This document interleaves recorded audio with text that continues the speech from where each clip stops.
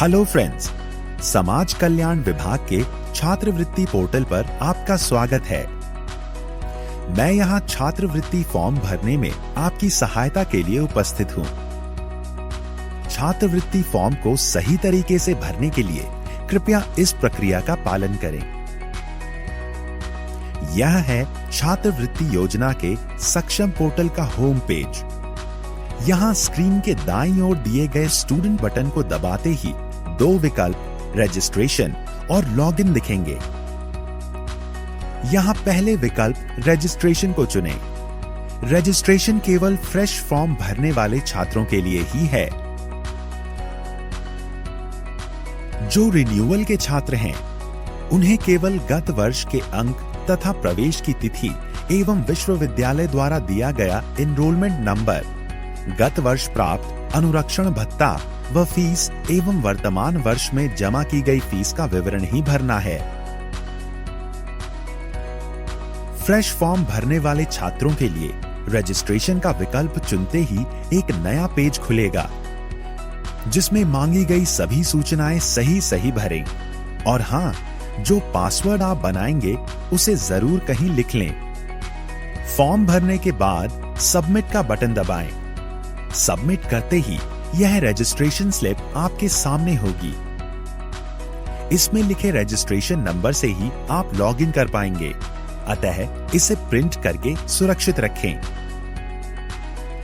अब आपको लॉगिन करना होगा, परंतु उससे पहले कुछ जरूरी प्रपत्र या डॉक्यूमेंट अपने पास निकाल कर अवश्य रख लें, जो आपको इस फॉर्म भरने की पूरी प्रक्रिया में काम आएंगे।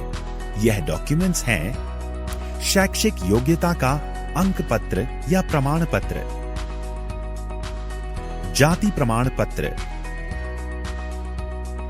आय प्रमाण पत्र, बैंक पासबुक, शिक्षण संस्थान में जमा की गई शुल्क की रसीद, पाठ्यक्रम की अनिवार्य वार्षिक नॉन रिफंडेबल शुल्क धनराशि, वर्तमान विश्वविद्यालय या बोर्ड का अपना पंजीयन क्रमांक, और हाँ, एक स्कैन की हुई पासपोर्ट आकार की फोटो भी, जो 20 KB से ज्यादा की ना हो। अब लॉगिन करने के लिए पुनः होम पेज पर जाएं और स्टूडेंट वाले बटन के अंदर जाकर दूसरे विकल्प लॉगिन को चुनें।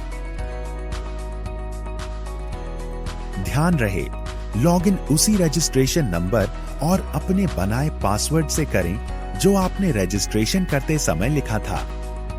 और हाँ, रिन्यूअल वाले आवेदनों में पासवर्ड स्वतः जनरेट होता है। लॉगिन करते ही कुछ महत्वपूर्ण निर्देश आपके सामने खुल जाएंगे। उन्हें पढ़ें और टिक लगाकर प्रोसीड करें।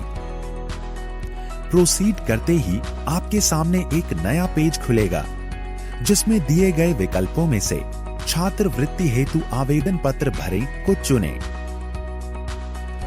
शैक्षणिक योग्यता से संबंधित जानकारी इस पेज पर भरें। यह समस्त जानकारी आपको अपनी हाई स्कूल तथा इंटरमीडिएट की मार्कशीट या अंक तालिका में मिल जाएगी। इसे भरने के बाद सबमिट करना ना भूलें।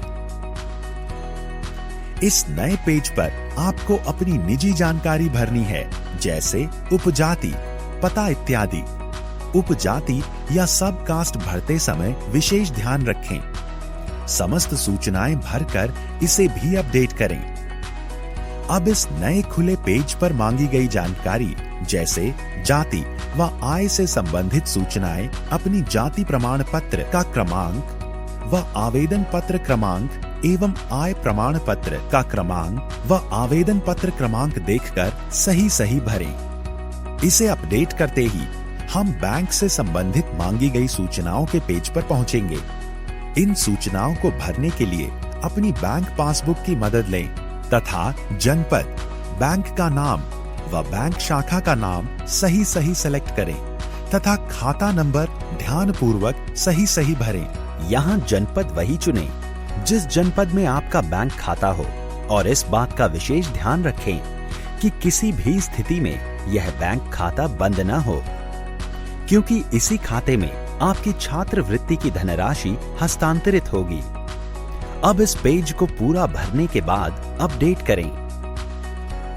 अब हम शुल्क संबंधित विवरण भरने वाले पेज पर हैं। इसमें मांगी गई सूचनाएं अपने प्रपत्रों को देखकर ही भरें व अपडेट करें।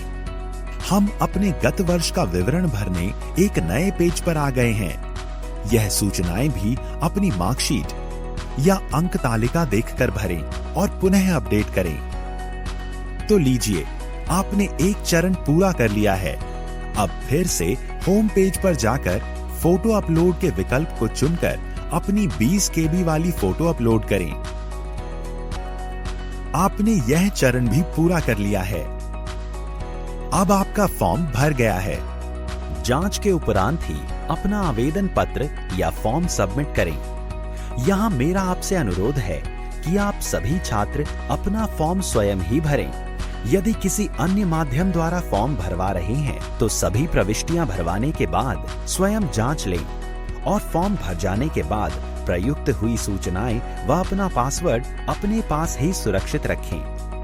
अपना भरा हुआ फॉर्म दिखाए गए प्रिंट विकल्प से प्रिंट करें। कतिपय त्रुटियों के बारे में स्क्रूटिनी के उपरांत यदि कोई कमी है तो 3 दिन के अंदर इसी पोर्टल पर आकर फॉर्म संशोधन के विकल्प में जाकर संशोधित करें। अब अपनी संस्था के लिए फॉर्म का एक फाइनल प्रिंट निकालें। इस फॉर्म के प्रिंट आउट को सभी अभिलेखों की स्वयं सत्यापित फोटोकॉपी के साथ अपने शिक्षण संस्थान में जमा करें और वहां से इसकी रसीद लेना न भूलें।